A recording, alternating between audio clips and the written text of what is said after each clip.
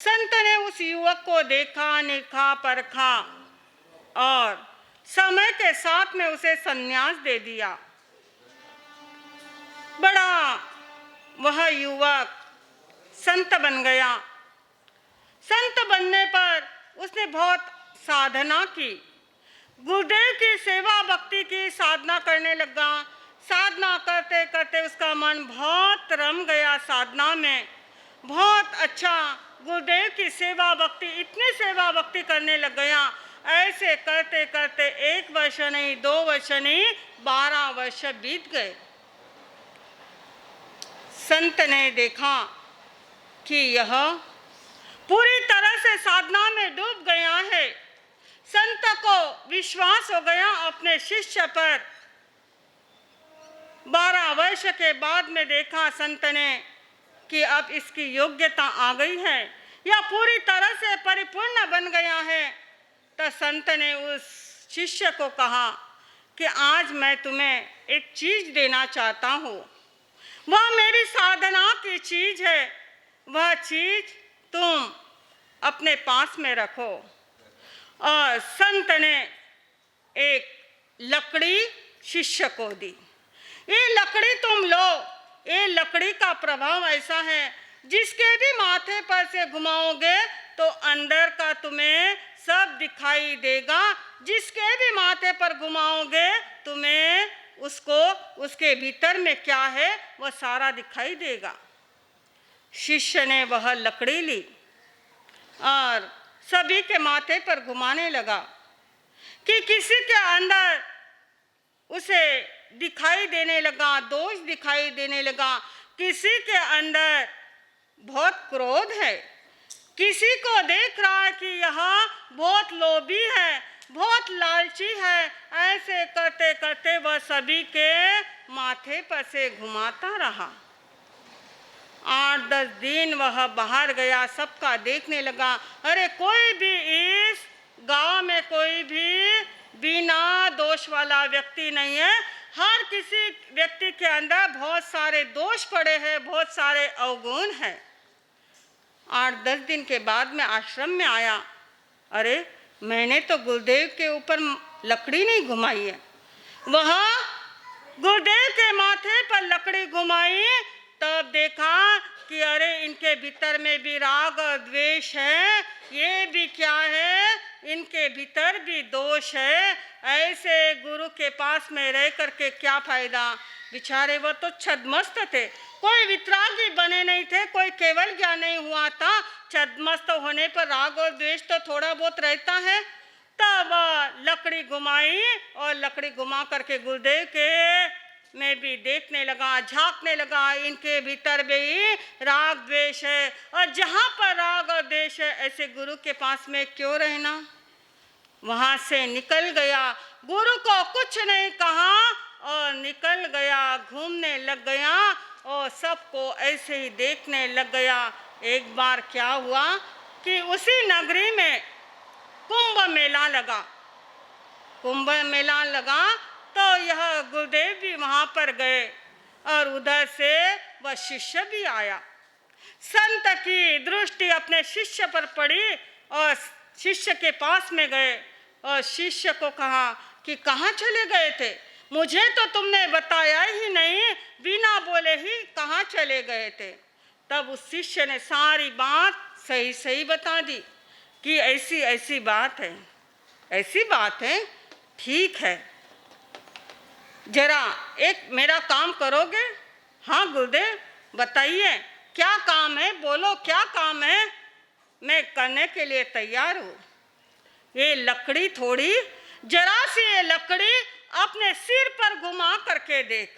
क्या कहा, ये लकड़ी अपने सिर पर घुमा करके देख। अरे मैं तो भूल ही गया, मैंने सारी दुनिया पर लकड़ी घुमाई है पर मेरे खुद पर लकड़ी नहीं घुमाई है। और खुद के माथे पर लकड़ी घुमाई तो उसे तो अपने क्या दिखे, बहुत सारे दोष दिखे। इतने इतने दोष मेरे भीतर में है। मैं गुरु को देख रहा था, गुरु में तो थोड़ा सा दोष है पर मेरे भीतर तो अखंड वह इतने दोषों से मैं भरा हूँ। भंडार भरा है दोषों से, तब उसे समझ में आया और अपने गुरुदेव से माफ़ी मांगी और वहीं पर साधना करने लगा। यही बात है, हम देख रहे हैं कि हम दूसरे के दोषों को देखते हैं, हमें हमारे दोषों को देखना है। हम ABCD के लेटर को देख रहे हैं। आज का हमारा लेटर कौन सा है? ई लेटर। पहले तो देख लेते हैं हमारा ए लेटर क्या कहता है। बोलो, भूल तो नहीं गए, इसलिए बार बार रिवाइज करती हूँ। Accept challenge in life. B क्या कहता है? Be happy. सी क्या कहता है? Cage is protection. डी क्या कहता है? Don't say no. और आज का ई कहता है, ई लेटर कहता है examine your weakness. Examine your weakness क्या कहता है कि अपनी कमजोरी को ढूंढो, अपने दोषों को ढूंढो। दूसरों के दोष मत देखो, हमें अपने भीतर में दोष देखना है। हमारे भीतर में कितने दोष हैं? कहते हैं सोने की तिजोरी में कंकर नहीं भरना, सोने की तिजोरी में कंकर नहीं भरना। वादा मेरा वादा, वादा मेरा वादा, वादा मेरा वादा, वादा मेरा वादा। अब ना करेंगे कोई पाप ये दोबारा, अब ना करेंगे कोई पाप ये दोबारा। सोने की तिजोरी में कंकर नहीं भरना, सोने की तिजोरी में कंकर नहीं भरना। वादा मेरा वादा, वादा मेरा वादा, अब ना करेंगे कोई पाप ये दोबारा। क्या हमें निश्चय करना है? हम ऐसा वादा करेंगे अब हमसे ऐसा कोई पाप ना हो, हम दूसरों के दोष नहीं देखे। हमें किसके दोष देखना है? स्वयं के देखो। अरे दुनिया में तो दोष रहेंगे ही रहेंगे, पर स्वयं के भीतर में झांक कर देखो, हमारे भीतर में कितने दोष भरे पड़े हैं। अपनी कमजोरी को टटोलो, अपने भीतर में झांक करके देखो हमारे भीतर में कौन सी कमजोरी है। क्रिकेटर होता है,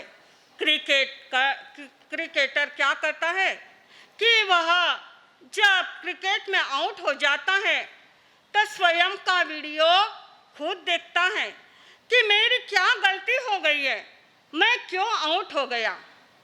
क्रिकेटर दूसरों का वीडियो नहीं देखता है कि स्वयं का वीडियो देखता है, मेरी गलती क्या हो गई, मैं क्यों क्रिकेट में हार गया है। जहाँ पर गलती हो गई है वह जब दोबारा वह गलती नहीं करता, वह अपनी गलती को क्या कर लेता है? सुधार लेता है। इसी प्रकार हमें अपने जीवन में क्या करना है? अपने कमजोरी को देखो, अपने गलती को देखो। क्या मेरी कमजोरी है?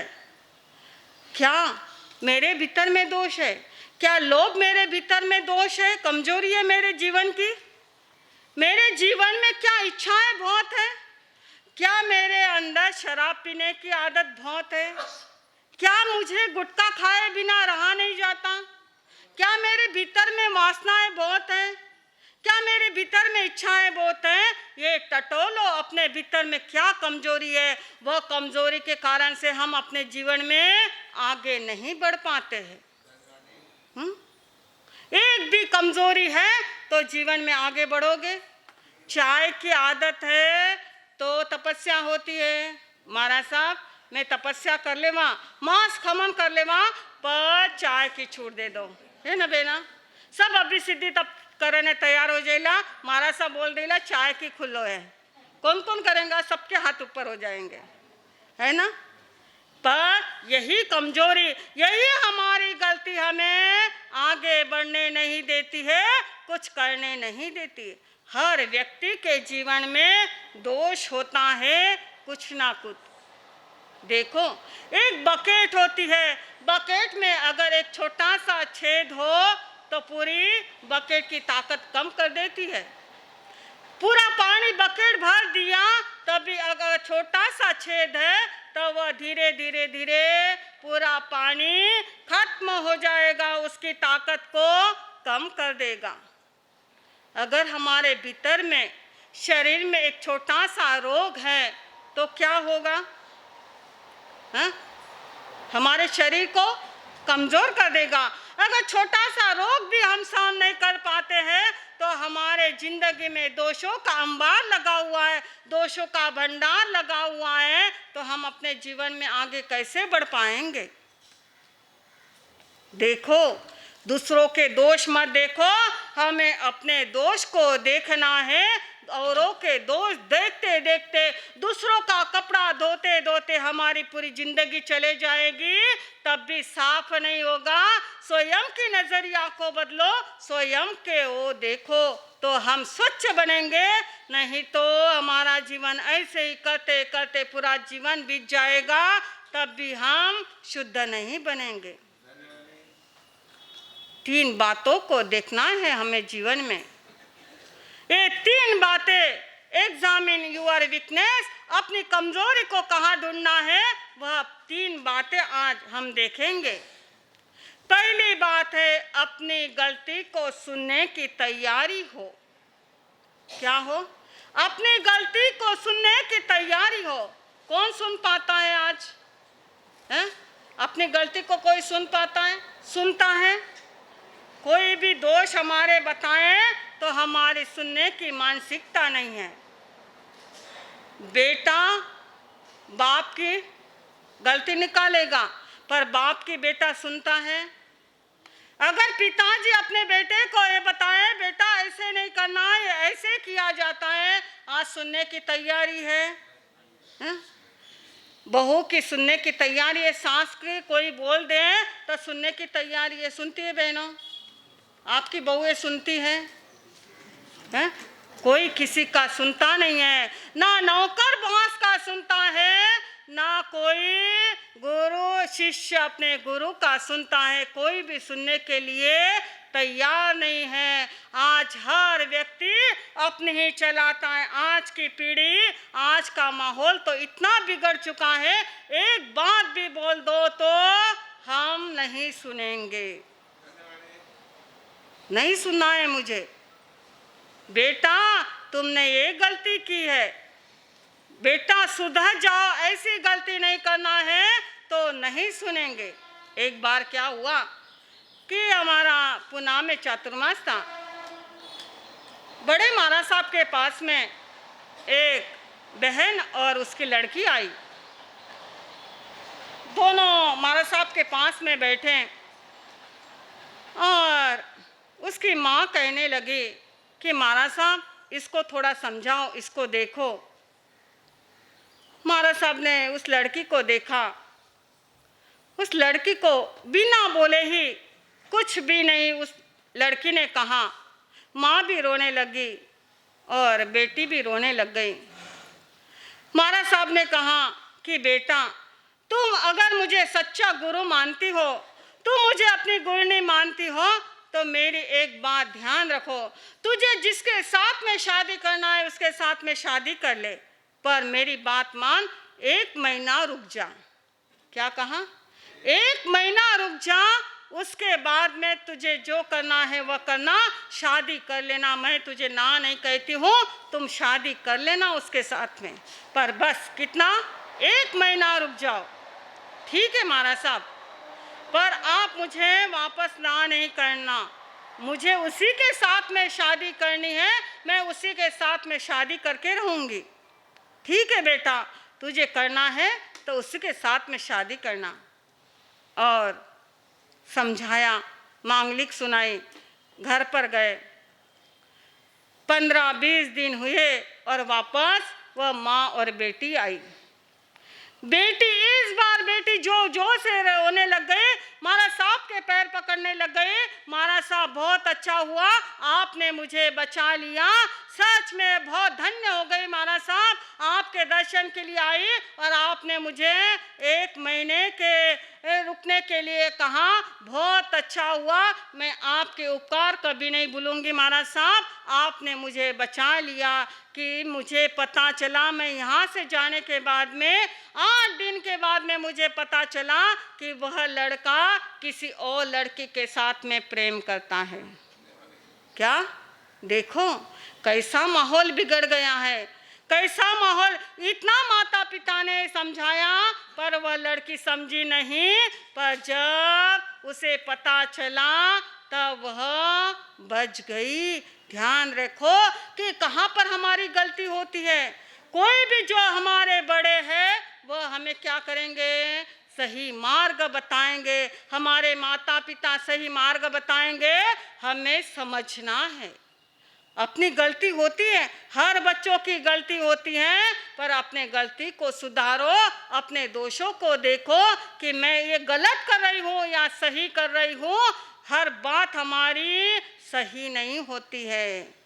अपने जीवन में आज हर व्यक्ति का मूड ऐसा बन गया है कि महाराज साहब आज मूड लेस हो जाते हैं, हर व्यक्ति मूड लेस बन जाते, कभी इसका मूड ही नहीं होता। कोई व्यक्ति भाई प्रवचन में आता है तो कहता है कि तुमने प्रवचन सुना, क्या प्रवचन सुना? तो आज मेरा मूड ही नहीं था प्रवचन का, प्रवचन सुनने का मूड ही नहीं था, मैं बैठा तो था पर मेरा सुनने का मूड नहीं था। आज मूड लेस कितने हो गए हैं? कभी मूड नहीं होता है, कभी इच्छा नहीं होती है, कभी जबरदस्ती से प्रवचन में चले जाते हैं। ऐसा माहौल बिगड़ने लग गया है। अपने भीतर में झांक करके देखो हमारी गलती कहाँ हो रही है। आज का ई क्या कहता है, एग्जामिन यूर वीकनेस। क्या करना है, अपनी कमजोरी को ढूंढो। 3 बातें हमें देखना है।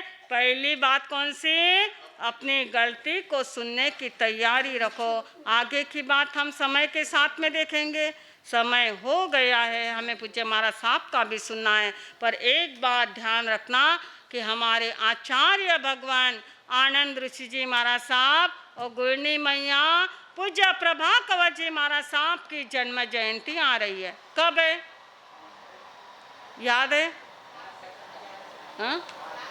हाँ, 5 तारीख को हमारे आचार्य भगवान आनंद ऋषि जी महाराज साहब की जन्म जयंती है और 9 तारीख को गुरनी मैया प्रभा कंवर जी महाराज साहब, जो हमारे श्रद्धा के स्थान है, हमारी गुरनी मैया है। आप लोगों ने किसी ने देखा भी होगा, नहीं भी देखा होगा, पर हमारे सबके श्रद्धा स्थान, हमें दीक्षा पाठ ज्ञान ध्यान सिखाने वाले हमारी गुरनी मैया, जिनके अनंत अनंत उपकार है। ऐसी गुरनी मैया, इन दोनों महापुरुषों की जन्म जयंती त्याग और तप के साथ में मनाना है।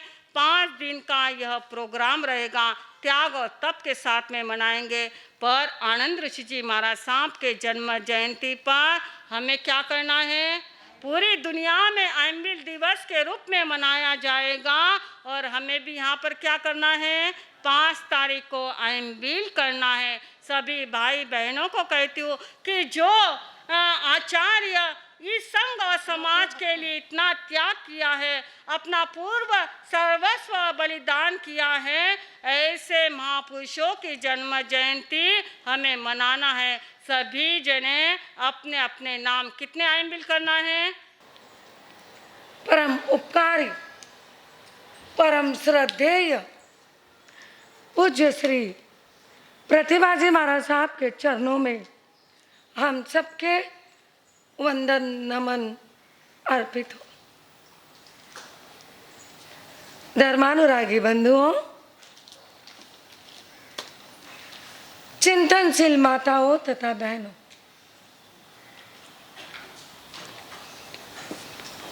एक बार हम अपने उत्तरायण की बात करें।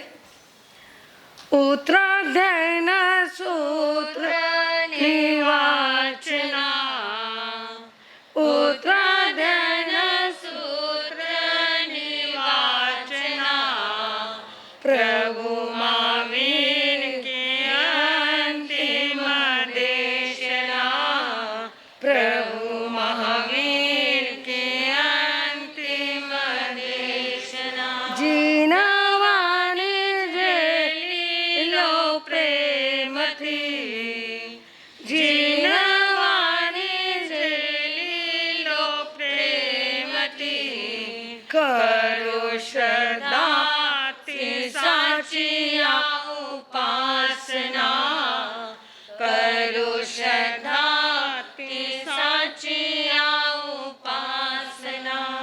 हाँ, तो हम सुन रहे हैं प्रभु की अंतिम वाणी उत्तरायण सूत्र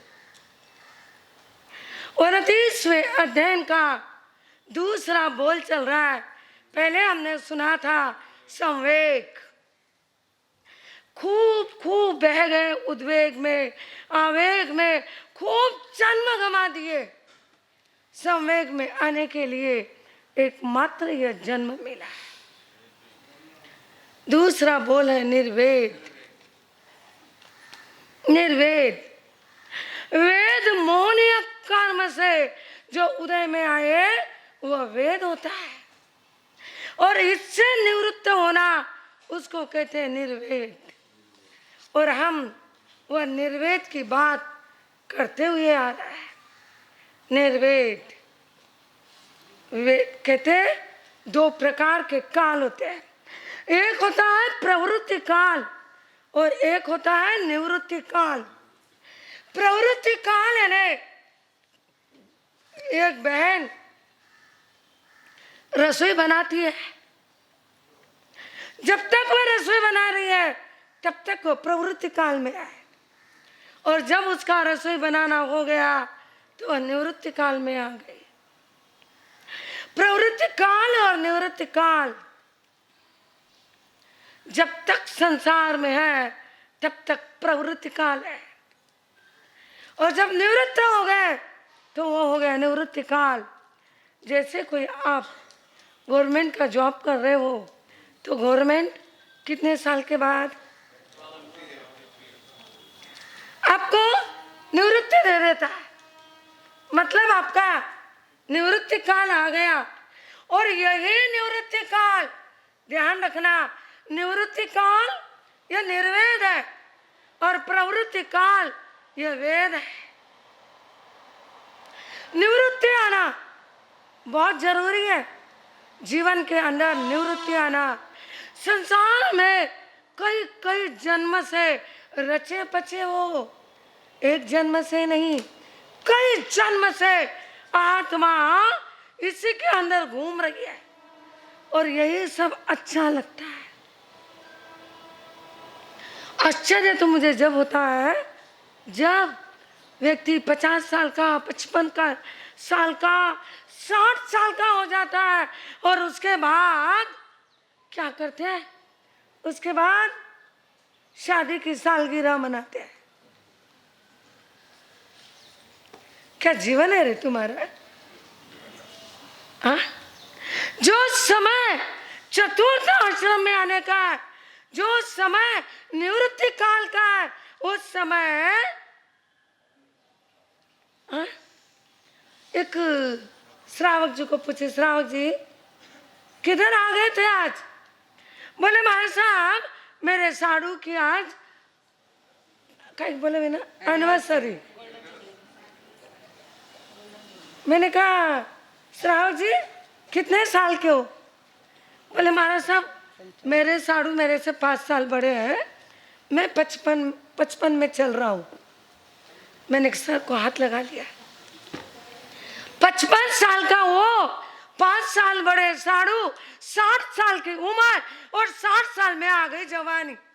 ये क्या बात हो गई? अब शादी की सालगिरह। बहनों, जो समय निवृत्ति का है, जो समय त्याग का है, जो समय पूर्णतया संसार से निवृत्त होने का है, उस समय पर क्या कर रहे हो तुम? सोचो तुम क्या कर रहे हो? फिर से शादी? अरे जहाँ त्याग नहीं वहाँ कहाँ सा निर्वेद, और कहाँ वह निवृत्ति काल आएगा? हम प्रवृत्ति में भटक रहे हैं, बस मौज और मस्ती। ज्ञानी कहते मानो ये मुट्ठी में भरी हुई हवा है, मुट्ठी की हवा, हाथ के ऊपर रखा हुआ बर्फ का डला कब तक स्थिर रहेगा? मुट्ठी की हवा बह जाएगी, बर्फ का डला पिघल जाएगा। ऐसे ही यह प्रवृत्ति काल है, यह भी खत्म हो जाएगा। ध्यान रखना, निर्वेद। एक बार हुआ ऐसा, यह समय है बच्चों को स्कूल में डालने का, और आजकल बच्चों के साथ साथ माताओं का भी क्या होता है? माताओं को भी जाना पड़ता है स्कूल के अंदर इंटरव्यू देने के लिए। एक बहन अपने बच्चों को लेकर के स्कूल में गई, बच्चे को लेकर। टीचर एडमिशन लिख रहा था, फॉर्म लिख रहा था। लिखते लिखते अचानक टीचर की नजर पड़ी उस बच्चे के माँ पर। माँ पर नजर पड़ी तो माँ बहुत ज्यादा सुंदर, बहुत ज्यादा खूबसूरत माँ। उस एकदम खूबसूरत सुंदर माँ के ऊपर वो टीचर की नजर पड़ गई। अब जो काम 10 मिनट में लिख करके पूरा होता था ना, उस काम को इस टीचर ने 1 घंटा लगा दिया। बस उस बहन के पास देखता लिखता, बहन के पास देखता लिखता। वो बहन बेचारी सीधी थी, उसके माइंड में कुछ नहीं आया। पर ये टीचर की नजर उस, मैं आपको बता रही हूँ, निर्वेद। ध्यान रखना, भूलना मत, बात निर्वेद की चल रही है। वो टीचर की 1 मिनट के लिए भी नजर इधर उधर नहीं गई, अटक गए उस बहन के रूप में, अटक गए उस बहन के पहनाव में। पूरा लिखने के बाद पूरे पूछ लिया उसको, बायोडाटा, तेरा पति क्या करता है, कहाँ सर्विस करता है, कैसे रहता है, क्या, सब कुछ पूछ लिया और कहा ठीक है। बहन चली गई, बच्चा क्लास में चले गया। बच्चे का क्लास हुआ, बच्चा जा रहा था।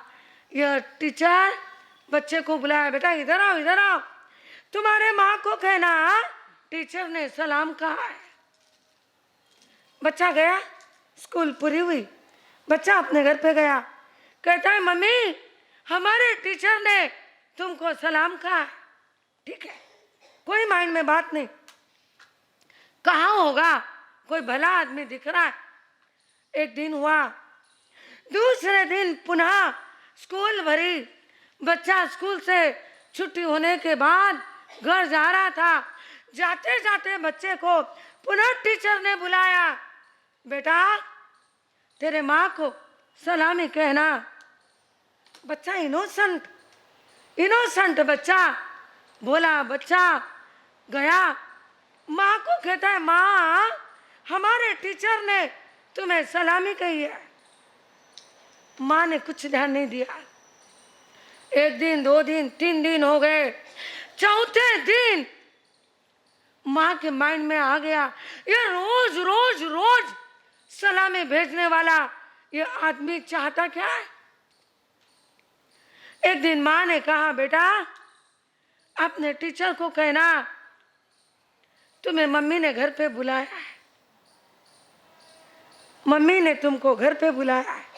ठीक है, बच्चे को क्या मालूम क्या हो रहा है, क्या माँ कह रही है, क्या टीचर कह रहा है, बच्चे को कुछ भी मालूम नहीं। बच्चा आया और टीचर को कहा, टीचर मेरे माँ ने तुमको घर पे बुलाया है। टीचर तो यही चाहता था, टीचर यही चाहता था माँ घर पे बुलाए।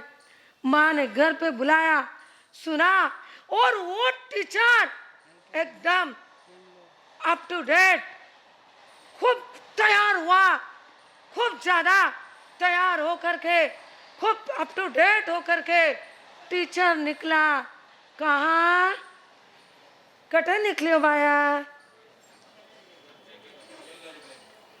जिसको सलामी भेजना था ना, उसको मिलने के लिए मस्त अप टू डेट होकर के, पता था ना, पता था, लोकेशन पूरा परफेक्ट मालूम था। गया और कहा क्यों आपने मुझे बुलाया? हाँ हाँ बुलाया बुलाया।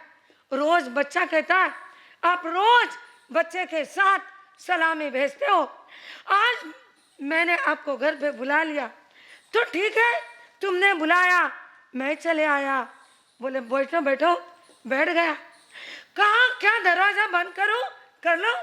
कहते हैं ना, सच्चा सो डरे नहीं, डरे सो सच्चा नहीं, सच्चा सो डरे नहीं, डरे सो झूठा, आधा सो झलके नहीं, पूरा सो झलके नहीं, झलके सो आधा। कहावत है, पूरा कभी नहीं झलकता है, आधा कभी नहीं, पूरा कभी झलकता नहीं और आधा जल के बिना रहता नहीं। सच्चा व्यक्ति डरता नहीं। यह बहन सच्ची थी, इसको क्या डर था? बोले लगा लो लगा लो, लगा लिया दरवाजा। उसको मालूम था इसका पति शाम को 5 बजे आता है, अभी 1 बजी है। उसने कहा बैठो, मैं तुम्हारे लिए गरम गरम मूंग के बड़े करके लाती हूँ, ध्यान रखना, मूंग के बड़े करके लाती हूँ, तुम बैठो। वह गई अंदर मूंग के बड़े करने के लिए, बड़े कर रही थी मूंग के। इधर दरवाजा खटखटाया। कौन हो? कौन? कौन दरवाजा खटखट रहा है? अरे दरवाजा खोलो, मैं हूं। तुम कौन? मैं ना, आवाज नहीं पहचाना? मैं हूं, दरवाजा खोल। दरवाजा खोलने के लिए उठी, ये तो डरने लग गया। उसने पूछा कौन? बोले कौन? मेरे पति है। तो रुक, दरवाजा मत खोल, तेरे पति क्लास 1 ऑफिसर है, यदि देख लिए तो मुझे मारेंगे, मेरी सर्विस, मेरे पेट पानी, मेरा क्या होगा? दरवाजा मत खोल, पहले मुझे निकाल। कहाँ निकालूं? मेरे घर को पछवाड़ा नहीं है, पीछे दरवाजा नहीं है, कैसे निकालूं तुम्हें? मुझे नहीं मालूम, मैं दरवाजा खोलने नहीं दूंगा। अरे मेरे पति है, कुछ भी हो, मैं दरवाजा नहीं खोलने दूंगा, पहले मुझे बोल कहाँ छुपूं। देखो साहब, मेरे यहाँ पर और तो कुछ नहीं, एक छोटा सा स्टोर रूम है, और उस स्टोर रूम में मेरे पति को हाथ से पीसी हुई मूंग के दाल के वड़े बहुत भाते हैं, तो मैंने मूंग की दाल भिजा के रखी है। मैं हमारे भाई जी को बुलाने वाली थी दाल पीसने के लिए। यदि तुम अंदर जाओ, वह बड़ा मोटा घाघरा और ओढ़नी पड़ी है, वह घाघरा पहन लो, ओढ़नी ओढ़ो, और क्या करो? मूंग की दाल पीसो। अच्छा बाबा, मरता क्या नहीं करता? हाँ, मरता क्या नहीं करता?